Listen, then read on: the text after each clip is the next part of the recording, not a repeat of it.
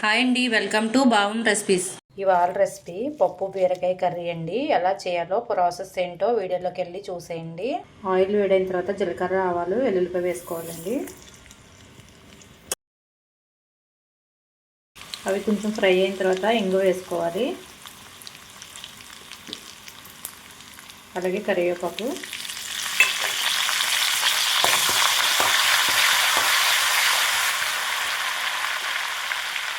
సన్నగా కట్ చేసుకున్న ఉల్లిపాయలు, పచ్చిమిర్చి కూడా యాడ్ చేసుకోవాలండి.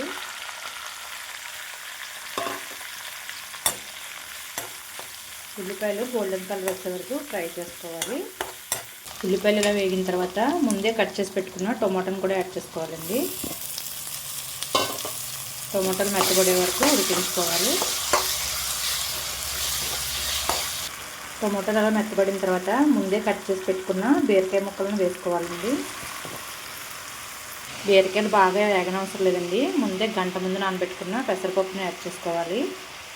అలాగే ఎర్ర కందిపప్పు కూడా, అది కూడా ఒక గంట నానబెట్టుకోవాలండి. అది కూడా యాడ్ చేసుకోవాలి. ఇలా పప్పు వేసుకున్న తర్వాత ఒకసారి కలుపుకోవాలండి.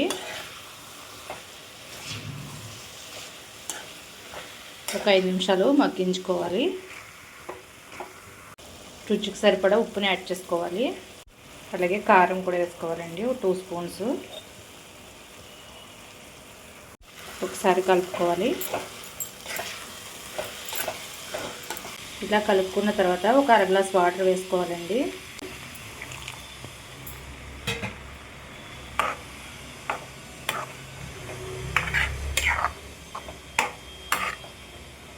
ఒక 15 నిమిషాలు ఉడికించుకోవాలండి.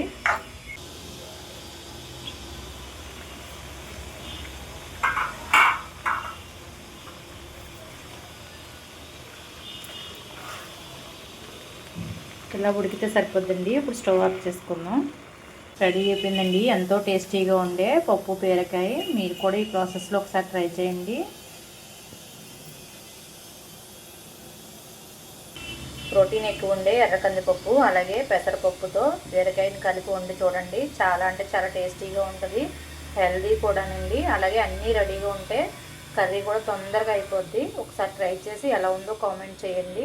ఈ వీడియో కనుక నచ్చితే లైక్ చేయండి, షేర్ చేయండి. మరిన్ని రెసిపీస్ కోసం సబ్స్క్రైబ్ చేయండి.